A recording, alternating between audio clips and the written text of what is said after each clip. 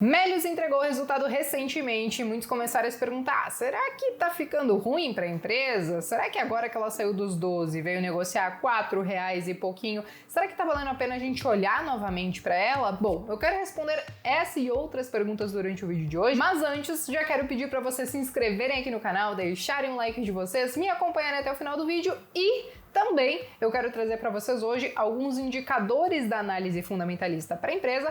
Para isso, eu vou utilizar o nosso parceiro, o Trademap, que vocês também podem acessar gratuitamente a maior parte do sistema, do app, enfim. O link está aqui na descrição, é só já começar a fuçar no que ele pode ajudar vocês, seja gestão de carteira, estudar empresas, outros mercados, etc e tal. Bom, pessoal, vamos lá, vamos começar falando sobre o prejuízo de Melius, porque ela entregou um prejuízo nesse terceiro trimestre de 2021 de 2,9 milhões de reais, ante um lucro líquido que ela tinha no mesmo período do ano anterior de 4,7 milhões de reais. Cabe ressaltar que o EBITDA dela também foi negativo em 9,3 milhões de reais. E claro que tem alguns motivos do porquê tudo isso está acontecendo. Eu acho que o resultado dela foi bastante afetado, principalmente quando a gente fala no crescimento das despesas operacionais, que cresceram basicamente aí mais de 234%. Claro que cabe ressaltar que 47%, foi justamente um aumento que teve com as despesas com o pessoal.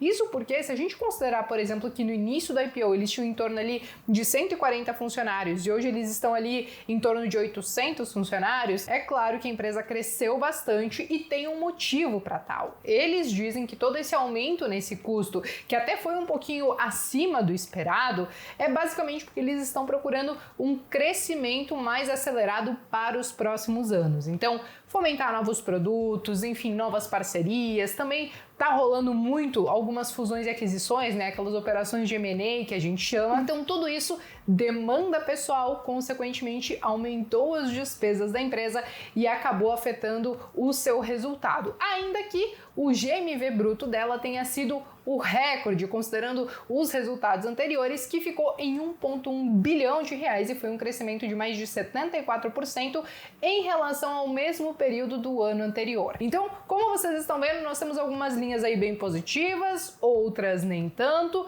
Falamos sobre a questão das despesas operacionais e eu acho que tudo isso ele até se justifica em partes por conta de algumas coisas que eles estão buscando. Parte, por exemplo, desse pessoal ainda está focado em alguns produtos e serviços, que já geram receita para a empresa, que basicamente você tem cashback, você tem questão de cartão, mas tem várias outras coisas também. O que eles estão pensando daqui para frente, que claro, já estão com a mão na massa, mas que a gente deve ver aí nos próximos meses. Eles estão pensando então no próprio cartão de crédito próprio, até mesmo porque isso também afetou o resultado deles, porque eles descontinuaram aquele marketing que antes era uma prioridade para os cartões co-branded, então agora eles estão olhando mais para essa questão da conta digital, o cartão próprio, também pagamento por Pix, o que a gente deve ver até mesmo por conta de uma última aquisição, de uma última operação que eles fizeram, foi justamente essa questão da negociação de criptoativos dentro da plataforma e também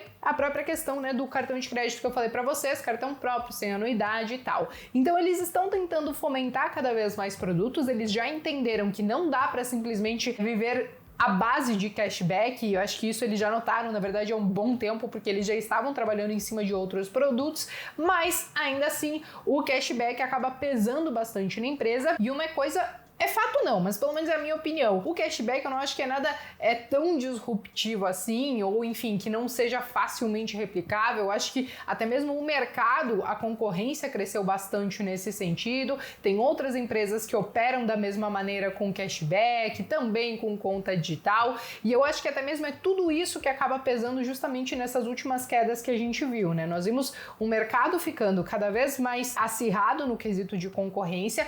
O que nós vimos também foi a própria taxa de juros subindo. Quando a gente sobe a taxa de juros, as empresas mesmo que são de crescimento e de tecnologia, elas podem sofrer um pouquinho mais, porque aí, como elas demandam de capital ostensivo para financiar suas atividades, ou enfim, para fazer a roda girar mesmo, consequentemente uma taxa de juros um pouco mais alta pode atrapalhar um pouco, mas não somente isso. Os investidores começam a se questionar se o prêmio, por exemplo, de uma taxa Selic tá compensando correr risco na renda variável, principalmente principalmente falando dessas empresas que são um pouco mais novas, que são de tecnologia, que talvez até subiram muito, porque temos que concordar, né? Cash 3, que é a Amélios, ela subiu pra caramba, e aí é claro que muitos investidores começam a se questionar sobre tudo isso. Acho que a gente até pode trazer um pouquinho pra questão do varejo, né? Tem muita gente que tá preocupado um pouquinho com essa questão do varejo, apesar de que nesse segundo semestre nós temos duas datas importantes, né? Black Friday e Natal, e até no último release eles pontuaram isso, né? Que geralmente são períodos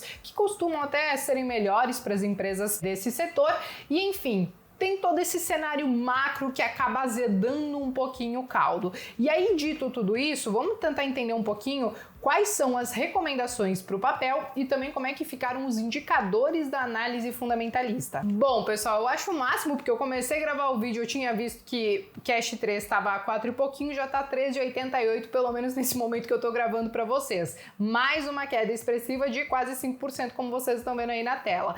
Mas, quando a gente dá uma olhada no gráfico um pouquinho maior, vocês podem ver essa queda que teve aí nessas últimas semanas, nesses últimos meses, e é aí que a gente começa a se questionar. Será que tá valendo a pena? Será que não tá valendo a pena? Antes da gente responder essas perguntas, vamos dar uma olhadinha como é que ficaram alguns indicadores, até mesmo porque eu quero fazer uma ponderação sobre alguns deles, tá? Então vamos lá, a gente viu um ROI de 1,4%, aqui a gente considera sempre os últimos 12 meses, tá? Não é o do trimestre. E ela ficou também com uma margem líquida de 3,9%. São valores baixinhos, óbvio, acho que muito impactado justamente por esses últimos resultados, mas também é uma empresa que ela tá fazendo grandes investimentos, como vocês viram, por exemplo, em pessoal, para buscar crescer aí ao longo dos próximos meses. Quando a gente olha os indicadores de preço, tipo preço-lucro, preço pelo valor patrimonial por ação, naturalmente, para empresas de tecnologia, a gente já está até acostumado a ver esses valores lá na lua. Então, por isso que é muito importante a gente fazer um comparativo entre empresas que operam mais ou menos da mesma forma e também acabar olhando um pouquinho o histórico, né, desse preço-lucro para saber se está dentro aí da média ou da mediana da empresa em si. A questão é o seguinte: mesmo com esse preço-lucro que aos nossos olhos parece elevado e o preço pelo valor patrimonial também, temos sim indicações de algumas casas para essa questão de Cash 3, né? Aqui em cima, como vocês podem ver, tem essa abinha dentro do Trademap que eles mostram aí quais são as recomendações, seja de manter, de vender, de comprar ou de comprar, tipo para ontem, comprar forte que eles chamam, né? E o que nós temos aqui? Uma recomendação para compra forte, 4 recomendações para compra, 2 apenas para manter e nenhuma para vender. Aqui eu até tenho algum preço-alvo, né, sobre algumas dessas recomendações. Por exemplo, o BTG tem preço-alvo a R$ 7,00, nós temos a Genial com preço-alvo de R$ 8,20, a própria XP também tem recomendação de compra com preço-alvo até R$ 8,00. Então o que a gente está vendo é que meio que o consenso é que essas ações elas ainda podem ter uma chance de upside aí de 90% a 100%, em relação ao preço que tem hoje. Mas claro, né, gente, é sempre muito importante a gente não só olhar essa recomendação por si só, entender, claro, os porquês e até mesmo entender se tudo isso está aliado com o prazo que você vai querer ter essa ação na carteira, né? Porque às vezes a gente está falando de um prazo um pouquinho maior e tem gente que está achando que vai fazer milagre do dia para a noite com essas ações, principalmente nesse cenário que está um pouquinho mais desafiador, considerando essa inflação um pouco mais alta, que também acaba puxando muito a taxa de juros para tentar controlar ela